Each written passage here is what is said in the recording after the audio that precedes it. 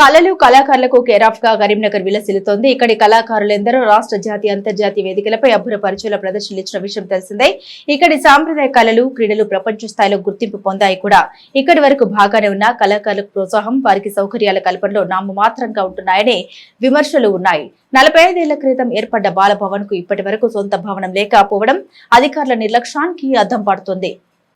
45 ఏళ్ల క్రితం కరీంనగర్ ఉమ్మడి జిల్లా కేంద్రంలో ప్రారంభమైన బాలభవన్ ఇప్పటికీ భారీ నష్టాలను ఎదుర్కొంటుంది. అరువు భవనం అరకొర వస్తువుల మధ్య కొట్టుమిట్టాడుతుంది. సంగీతం, తబలా, మృదంగం, శాస్త్రీయ జానపద నృత్యాలు, చెస్, యోగా ఇలా వివిధ రంగాల్లో శిక్షణ పొంది జాతీయ వేదికలపై ప్రదర్శన ఇస్తూ అభినందనలు పొందుతున్నారు. కానీ నగరంలో కనీసం సొంత భవనం కూడా లేని దుస్థితి నెలకొంది. శాస్త్రీయ నృత్యము, అన్ని అబాకస్ అన్ని పిల్లలకి నేర్పిస్తున్నాము. అన్ని శిక్షణ బాగుంది, అన్ని విధాల బాగుంది. కానీ ఇది ఒక బిల్డింగ్ ఒకటి మొన్న కలెక్టర్ మేడం గారు చూపించి అన్ని డోర్స్ కానీ కలర్స్ కానీ అన్నీ వేయించి ఇప్పుడు బాగా అయింది. ఇంకా కానీ ఓన్ బిల్డింగ్ ఉంటే ఇంకా పిల్లలందరూ వచ్చి నేర్చుకోవడానికి ఎక్కువ మంది పిల్లలు రావడానికి అవకాశం ఉంటుంది. రూమ్స్ కానీ అన్నీ మన ఓన్ ఉంటే చాలా మంచిగా ఉంటుందని ఇది చెప్తున్నాను. బిల్డింగ్ కొంచెం పాత ఊట్ల కొత్త బిల్డింగ్ అయితే బాగుంటుందని అనుకుంటున్నాం. పిల్లలకి సౌకర్యంగా కొంచెం లేదు. తర్వాత టాయిలెట్స్ కూడా లేవు. పేరెంట్స్ వస్తే కొంచెం ఇబ్బంది అవుతున్నారు. దీనివల్ల కలెక్టర్ గారు చర్య తీసుకోవాలని కోరుకుంటున్నాం. నా పేరు వాణి. ఇక్కడ బాలభవన్లో పిల్లల్ని తీసుకొస్తున్నాము సంగీతం నేర్చుకోవడానికి. ఒక ఓన్ బిల్డింగ్ ఉంటే బాగుంటుంది. నెక్స్ట్ టాయిలెట్స్ ఫెసిలిటీస్ చాలా తక్కువగా ఉన్నాయి. పిల్లలు ఆడపిల్లలు కొంచెం ఇబ్బంది అవుతారు కదా. ఇంకొంచెం ఓన్ బిల్డింగ్ మంచిగా చేసి టాయిలెట్ ఫెసిలిటీస్ అవి కల్పిస్తే ఇంకొంచెం బాగుంటుంది. మన ఆడపిల్లలే కదండి దేశ సంపద. కరీంనగర్ లో బాల కేంద్రంతో పేరుతో కొంతకాలం వెంకటేశ్వర టెంపుల్ క్లబ్ లో, బస్టాండ్ వద్ద నెహ్రూ యువ కేంద్రంలో కొంతకాలం, బాల గ్రంథాలయంలో మరికొంతకాలం నిర్వహించి చివరకు అంబేద్కర్ స్టేడియంలోకి మార్చారు. ఇక్కడ అరకొర వస్తువుల మధ్య చిన్నారుల ఇబ్బందులు ఎదుర్కొంటున్నారు. ప్రతి వేసవిలో సుమారు 800 మంది వరకు పిల్లలకు శిక్షణ పొందుతున్నారు.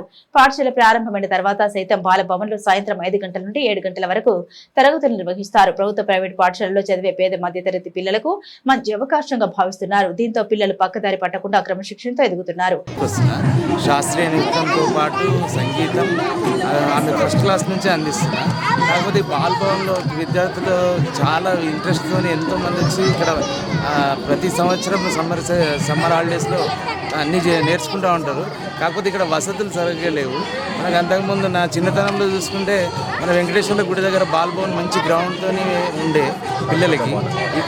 ఇక్కడ మాత్రం కొంచెం పిల్లలకు సరైన వసతులు లేవు.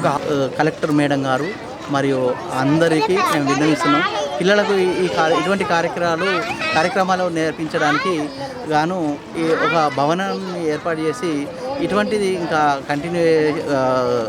కంటిన్యూగా ఉండే విధంగా చూడాలని మేము అందరము మా పేరెంట్స్ తరఫున కోరుతున్నాము. చిన్ననాటి నుండి వారికి అనేక కళలు వాళ్ళ సృజనాత్మకతను బయటకు తీసుకురావాలనే ఉద్దేశంతో జవహర్ బాల కేంద్రాలను, బాలభవన్లను కేంద్ర రాష్ట్ర ప్రభుత్వాలు ఏర్పాటు చేసినాయి.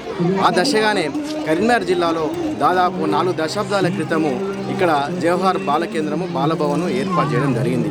ముఖ్యంగా ఆనాడు మరి ఈ పిల్లలకు ఒక సొంత భవనం ఉండాలని బస్టాండ్ ఆపోజిట్గా బాలభవన కేంద్రాన్ని ఏర్పాటు చేయడం జరిగింది.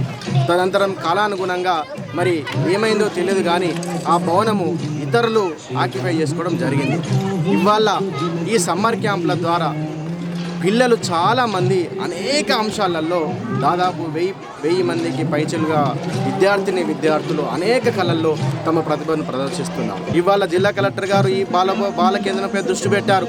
మౌలిక సదుపాయాలు కల్పించారు. మేము కోరుతున్నది ఒక్కటే, అధికారులు కానీ, జిల్లా కలెక్టర్ కానీ, ఈ రాష్ట్ర మంత్రులు కానీ, రాష్ట్ర ముఖ్యమంత్రి కానీ ఒక్కటే మేము కోరేది, పిల్లల యొక్క భవిష్యత్తును మీరు దృష్టిలో పెట్టుకొని జవహర్ బాల కేంద్రానికి శాశ్వత భవనం నిర్వహిస్తే బాగుంటుంది. ఇవాళ మీరు ఎన్నో లక్షలు కోట్లు ఖర్చు పెట్టి అనేక సంక్షేమ పథకాలు తీసుకువస్తున్నారు. కానీ బాలల పట్ల మీరు ఎందుకు దృష్టి సాధించలేకపోతున్నారు? దయచేసి బాలల యొక్క భవిష్యత్తును మీరు దృష్టిలో పెట్టుకోండి. ఈ సంస్కృతి సాంప్రదాయాన్ని కాపాడేటువంటి ఈ పిల్లలే రేపు దేశ భవిష్యత్తు. నగరంలో బాలభవన్ కు 7 గుంటల స్థలాన్ని కేటాయించడం భవన నిర్మాణానికి నోచుకోవడం లేదు. ఇప్పటి వరకు ఎక్కడా కూడా బాలభవన్ నిర్మాణం చేపట్టలేదు. పిల్లలకు ఆధునిక శిక్షణకు శాశ్వత భవనం కావాలని చిన్నారులు, తల్లిదండ్రులు, స్వచ్ఛంద సంస్థల నిర్వాహకులు కోరుతున్నారు.